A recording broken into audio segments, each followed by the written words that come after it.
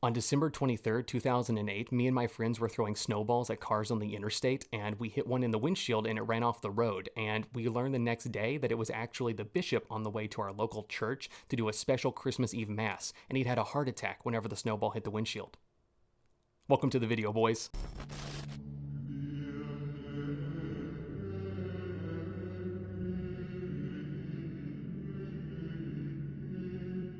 Humans love to make things sacred. Right now, it's Tung Tung Tung Sahur, but just yesterday, it was the iPod Nano, and not long before that, it was John Lennon. But contrary to popular belief, human history did not begin with the Beatles. Instead, it began with the Catholic Church. See, a long time ago, Catholics started picking up little bits and parts associated with saints and major figures of the church. But it's not just items. They also got the idea that maybe the physical pieces of deceased people could have holy properties themselves. This probably started with a verse from 2 Kings that talked about a band of Moabites burying someone in the tomb of the Hebrew prophet Elisha. According to the story, when the dead man was thrown on the bones of Elisha, he was revived and came back to life. There's later stories about the Apostle Paul's handkerchiefs having healing powers and some stuff with Jesus' robes, but I don't want to make this all context. So just know that there's a good amount of in-universe canonical backing for the validity of holy objects in the Catholic Church. But before we can talk about the lore, we gotta talk about power scaling. First-class relics are items directly associated with Jesus' life, or the physical remains of a saint. Usually they're associated with something the saint did in life, like if they were a writer, maybe the bones of their hands would be the relic. Like Thomas Aquinas, the monks at Fossa Nova just fully removed his head when he died. These first-class relics are especially valuable if they are from a martyr too, but there's a condition that they have to be recognizable. Like, they can't just be a shard of somebody's forearm and be used in a liturgy. But I'd argue that a lot of the first-class relics are barely recognizable anyway. Like, that's how it is with the first Filipino bishop whose tibia or something is on display, but it's hard to tell what it really is unless you already know. Second-class relics are stuff owned by saints, like Mother Teresa's crucifix or Bill Clinton's dab pin. There's a lot more of these, but they're not really as cool as first class. I think my second class relic would be my Guitar Hero 3 red and white electric guitar for the PlayStation 3. There used to be third class relics, which were things that had been in contact with relics of the two superior classes, but in 2017, the Congregation for the Causes of Saints got rid of third class and introduced a new two-stage scale of insigni or non-insigni. But I mean, the three classes were used forever, so that's what we're gonna go by for this video.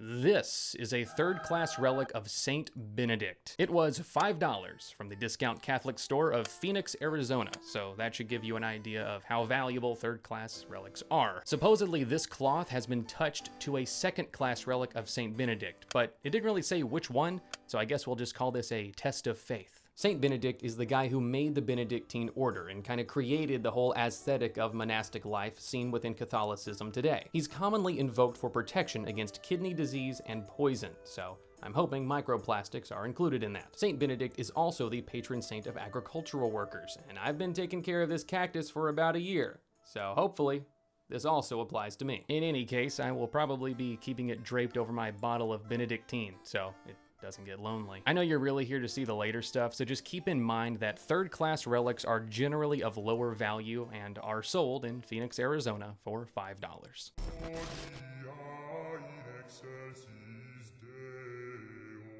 This first second-class relic is eerie both because of its appearance and the context in which it exists. This is the habit of Saint Thérèse of Lisieux. Saint Thérèse was a Carmelite nun, born in 1873 and died in 1897 at just 24 years old. In 1887, on a diocesan pilgrimage, she went to Pope Leo XIII and asked if she could be a nun, and he basically told her that wasn't really his department and she should just go do whatever her superiors in the church decided. But she wasn't too happy with that and refused to leave until he let her be a nun, and the Swiss guard had to physically remove her. After she became a nun, she wrote plays about Joan of Arc, in which she quite conveniently starred, and in one of these, her outfit and parts of the set caught fire from alcohol stoves used to simulate Joan of Arc's execution. She was alright, but after this, she started putting stuff about fire into everything she wrote. Tuberculosis would put an end to her writing before long, and in the last few hours of her life, she said, I would never have believed it was possible to suffer so much. Never, never. She was beatified in 1923 by Pope Benedict XV. This was actually the first time they declared a saint in 55 years, and a few old workmen from the Vatican had to direct 300 workers for 2 weeks hanging these old lanterns and shit because nobody else remembered how it was supposed to be done. There's also a wax museum that depicts moments from her life at the Basilica of Lisieux where the habit is displayed, and yeah, these are pretty disconcerting. Knowing the briefness of her life and the pain she suffered at the end, this habit on display and the wax statuary is all the more haunting. These are the gloves of Saint Padre Pio.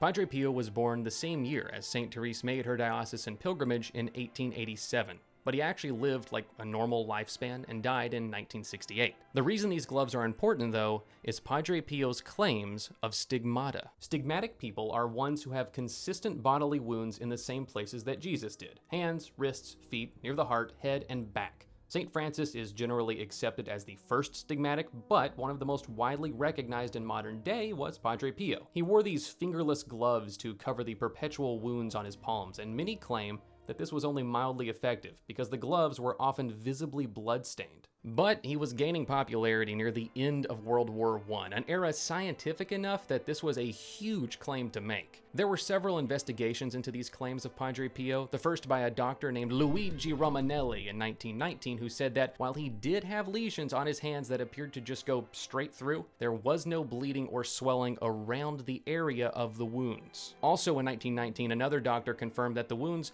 were skin necrosis that had been prevented from healing by applied chemicals of some sort. The questioning of Padre Pio's mental state really began in 1920 and 25 with examinations by Father Agostino Gemelli, who wrote, "Padre Pio is a good priest, calm, quiet, meek, more because of the mental deficiency than out of virtue.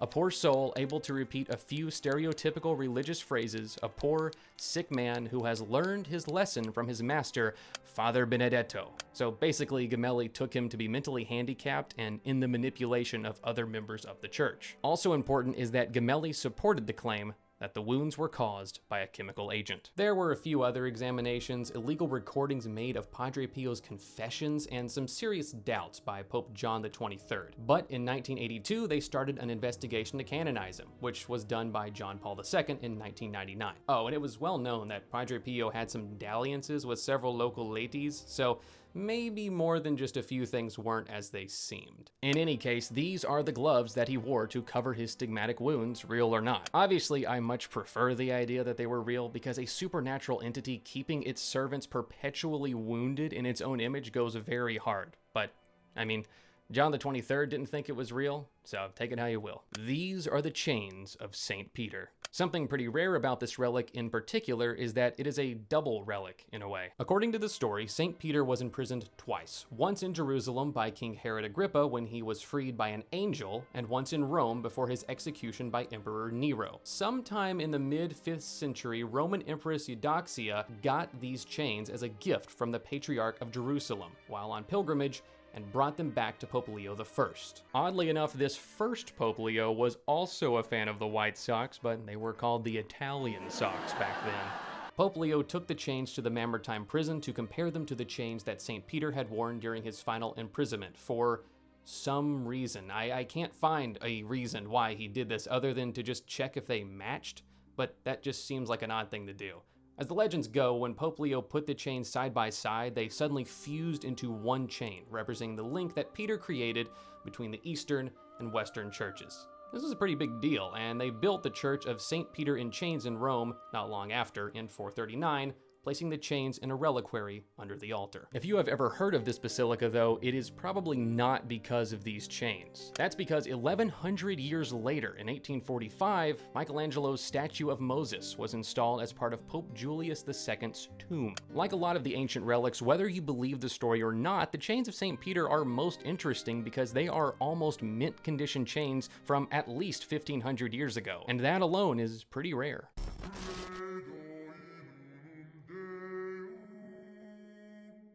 This is the Shroud of Turin. It is made of linen and shows what appears to be the image of a lying man, consistent with traditional depictions of Jesus. It was first displayed at the Collegiate Church of Lieri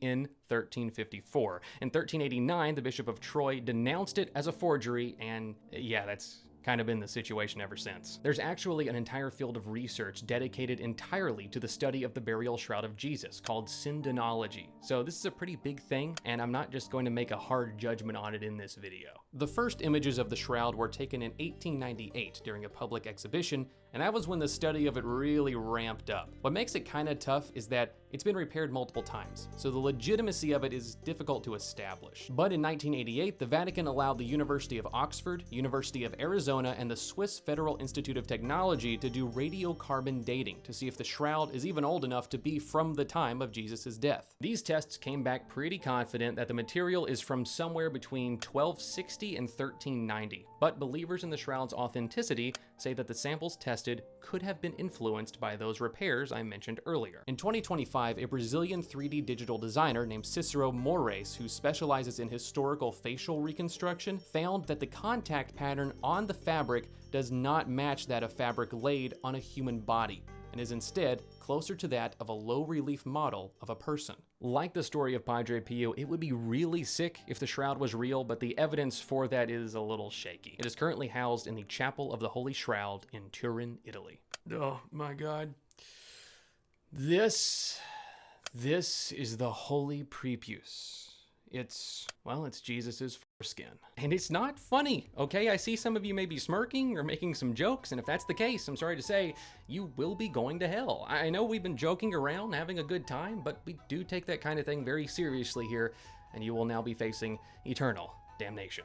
So I hope it was worth it. The Holy Prepuce first appeared when Charlemagne gave it to Pope Leo III when he was made emperor on Christmas Day 800. He said it had been given to him by an angel, which is exactly what I would expect Charlemagne to say, but more accurately, it was probably a gift from Byzantine Empress Irene. Not that she wasn't an angel in her own right, but I don't think that's what he meant. It was brought to Rome by Saint Brigida, but was stolen by a German soldier during the mutinous sacking of Rome by rogue soldiers of Holy Roman Emperor Charles V. He didn't actually mean for that to happen. He was just trying to pressure Pope Clement VII into agreeing to some terms, but most of his soldiers weren't paid, and Rome had a lot of valuables. The soldier who stole the Prepuce was captured in the village of Calcutta, and it just stayed there, I guess, kinda, for a lot of years afterward, becoming a site of pilgrimage for quite some time. It stopped being displayed after a while, but it could still be seen during a procession honoring it every year until 1983. That year, the parish priest announced it would not be shown, as it had been stolen from his home, where it appears he was keeping it in a shoebox. There are some, though, that doubt the legitimacy of these claims. See, ever since 1900, when a lot of people started finding out about the foreskin, the Vatican really didn't like anybody talking about it, to the extent that if they found a Catholic spoke or wrote about it, they'd be excommunicated. So they already didn't want anyone knowing about it, and there's a good chance that the church just decided to make it disappear.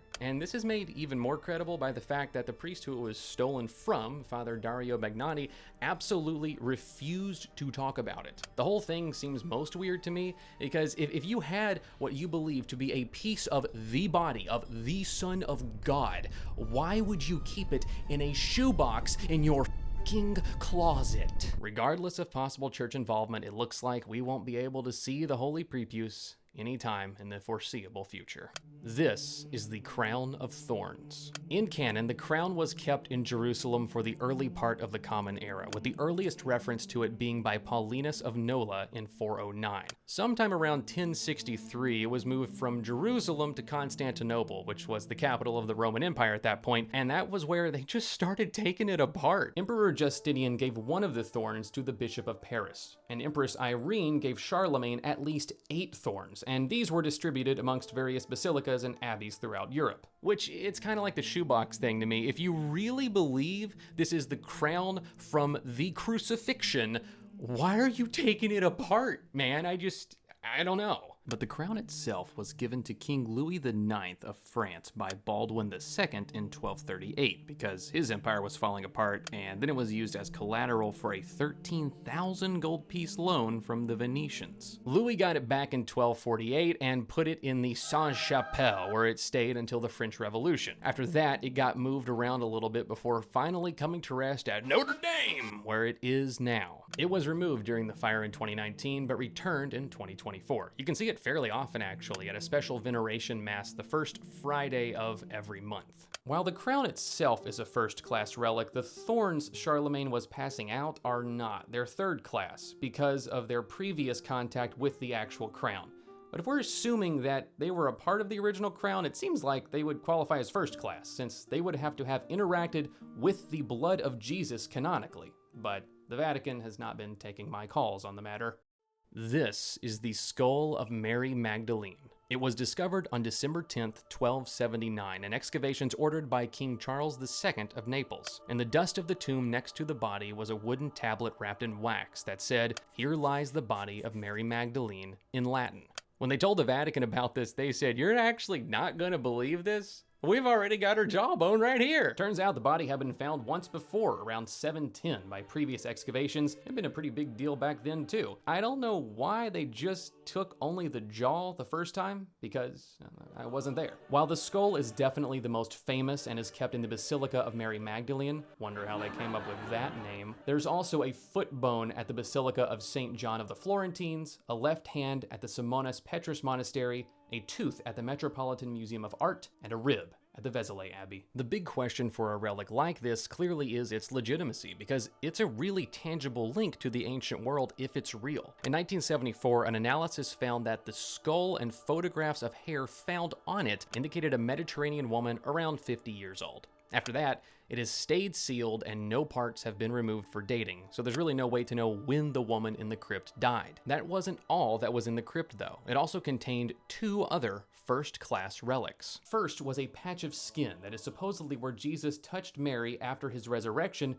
which is now displayed directly below the skull. Second is the Holy Ampulla, which is a glass sphere containing dirt soaked with the blood of Jesus, supposedly taken by Mary Magdalene from the site of the crucifixion. I can find nothing about where the Holy Ampulla is now, and research is made difficult because that's also the name of a vial used by Pope Innocent II to anoint Louis VII in 1131. So there's a lot of mixed results, but this obscure Catholic website mentioned it, so for Magdalene Publishing, I spent about an hour following leads to nowhere. Let me know in the comments if you know anything about this Holy Ampulla, not the Pope one, this one, not the Pope one, and if there are any relics that you think should be in a video like this in the future, because there's a lot that I would have liked to include if it weren't for time. Anyway, I'm gonna go enjoy my kidney disease-free life, and while I do that, you should subscribe, because I'm working on the next video right now, and the way the script is looking, it's gonna be a big one. In nomine Patris, et Filii, et Spiritus Sancti, hoc video perfectum declaro.